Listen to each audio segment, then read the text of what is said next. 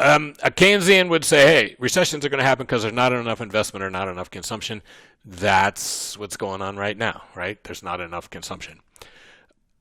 A new classical would say that supply shocks cause recession. Supply shocks are shocks to supply that are outside of our control. You could argue that the coronavirus is a supply shock.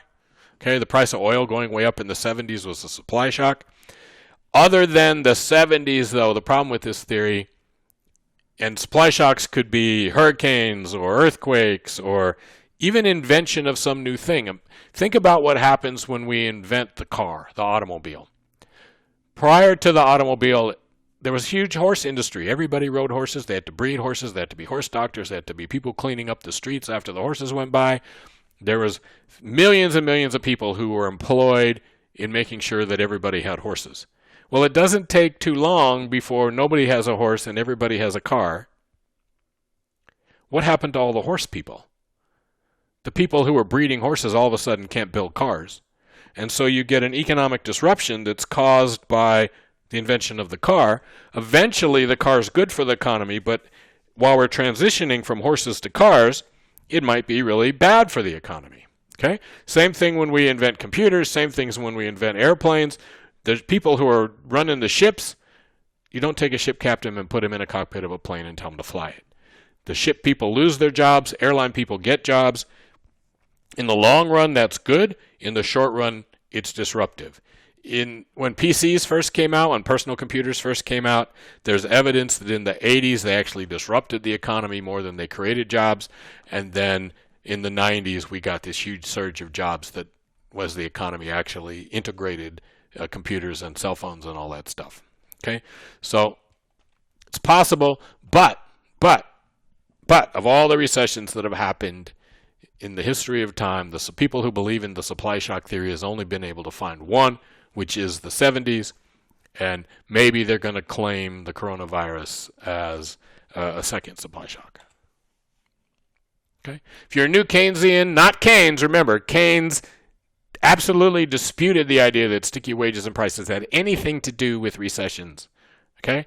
He hated that idea. He did not believe in that idea. He said it was not supported by the facts.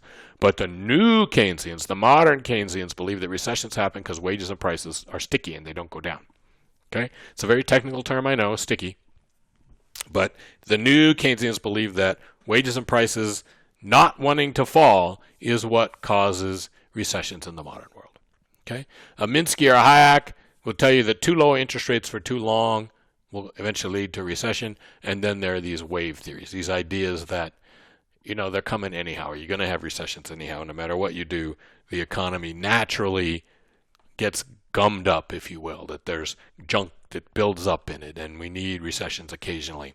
Some old economists actually called recessions sweeps. They use the word sweep to define a recession, that the purpose of a recession, recessions were actually necessary because a lot of garbage would build up in the economy, a lot of businesses that shouldn't exist, a lot of jobs that shouldn't exist, and the recession cleaned out the bad stuff and made us better in the long run.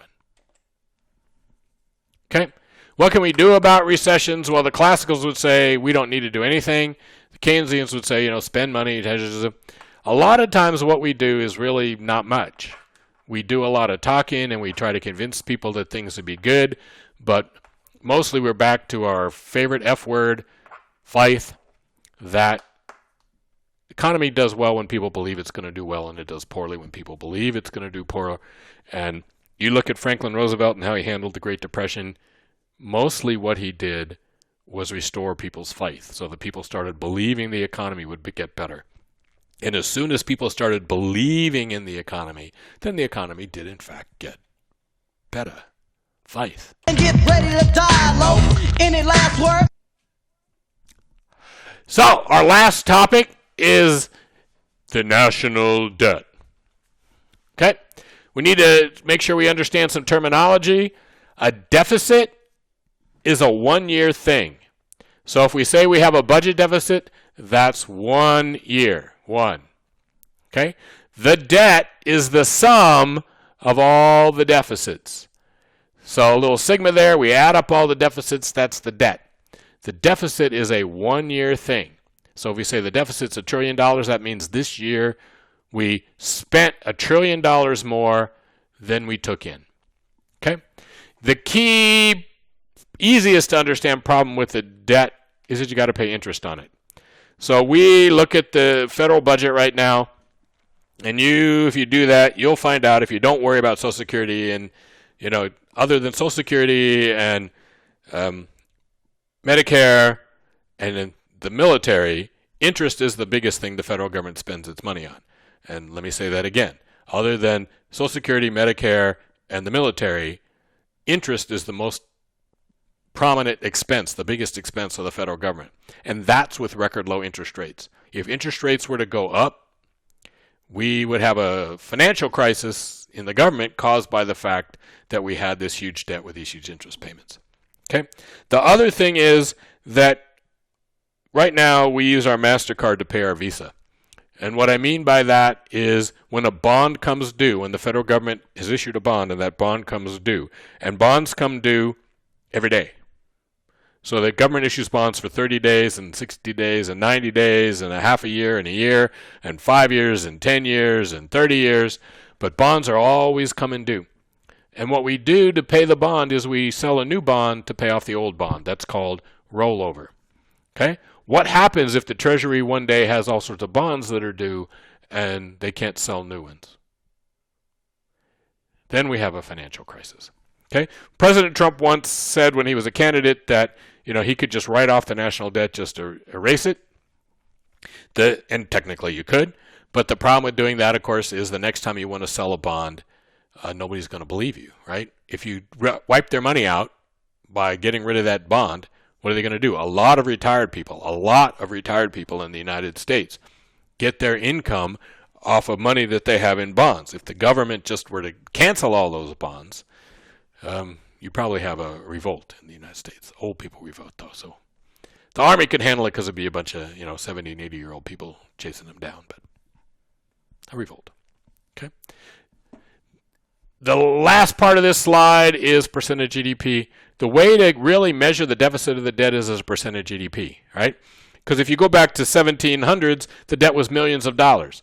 But that millions of dollars debt in the 1700s is equivalent to billions of dollars in debt now.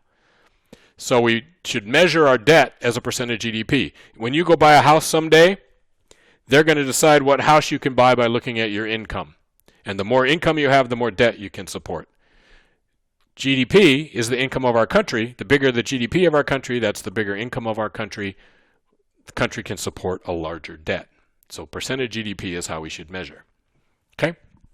That said, throw some actual numbers out here at you too. Obama's last year in office, the debt was $585 billion. He'd been lowering the deficit. That was his deficit, $585 billion. He'd been lowering the deficit. His last year as president, it went up some, but he'd been lowering it. It was well over $1 trillion a year when he became president, and so 585 is still much lower than it was when he started. Deficit in 2019 was $984 billion, which is 4% of GDP. Okay. The deficit in 2020 was projected to be $1.1 trillion, so President Trump in his first term in office has doubled the deficits. And that was before the coronavirus. So it's going to be somewhere between 3 and 4 trillion for 2020. It's going to be, over 10% of GDP and 6 times what it was the last year Obama was president, okay, because of the coronavirus. And because Trump made all these tax cuts, which have less than the amount of money that the government has coming in, when he hasn't cut the amount of money the government's spending, and therefore government goes more and more into debt. Okay, the total national debt is over $22 trillion. It's 106% of GDP. But if you ask Obama or you ask Trump how big the debt is, they only say it's 76%. And the reason is that 30% of the debt is held by the federal government itself. So the Federal Reserve and the Social Security Administration, people like that, they own debt. So the public only owns debt, 3/4 of the debt, of the national debt.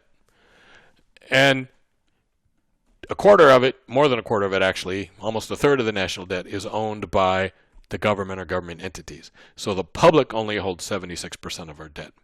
Okay. The last president, again, I already said this, but the last president who didn't have a deficit was Bill Clinton, and that was 3.5 years. We didn't have a deficit. But the last president who left office without the country in debt at all was Andrew Jackson, and that was 1836. Okay, here's the percentage increase in debt by president. You can see that through this is 60s, right, into the 70s, into the 80s. Every president, Carter's a little bit down, but basically there's a severe upward trend. Reagan is the largest debt guy in history. The debt grows by well over 2 times when he's president, well more than doubles. This Bush here, right? Bush 1, slightly on the way down, then Clinton. Increased the debt the second year, but that's in total, right? By the time he left, the deficit is 0, but he still added debt in total. And then we have Bush, and then we have Obama, and then Obama managed to lower it a lot. And yeah, partly Corona, partly not. This would be about here. Yeah, somewhere around there. Just a little bit less probably than Obama. You know, yeah, somewhere around in here. We don't know for sure because the years. Remember, the federal year is October to October, so we're just halfway through the year, so we don't know exactly what it would have been. But it would have been about what Obama was his second term, though on the way up, where Obama was on the way down, right? Obama started higher and his second term was going down. Trump was going up, but about the same debt between the two of them until the coronavirus hits, and then we're going to get, yeah. Okay, exciting.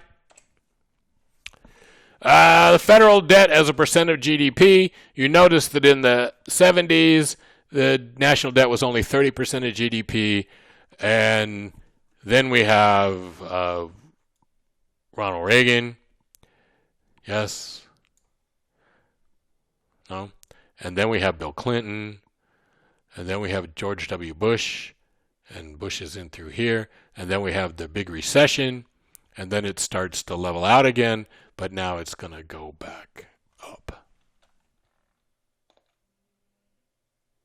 Okay, so here's the deficit. This is year by year, and you notice again we have the Bill Clinton here, which is the only tip of the iceberg that's above the waterline. The rest of the time we're down. We have the recession. This again, this only goes through 2019. So it's going to be down here somewhere, right? The 2021 is going to be there. Yeah, not good. Blame the coronavirus. Just a comparison with other countries. Japan's at 225%. We're at 106. If Japan can handle 225, we can handle 106. Greece, on the other hand, went bankrupt at 142. Ireland went bankrupt at 123. England was on the verge of going bankrupt at 77. They had to, all those countries had to do things. And even countries like South Korea has 32, China has 19. So even countries that, their economies are booming economies and, we think happy thoughts about them as economies, they still have debts that they carry on. Okay?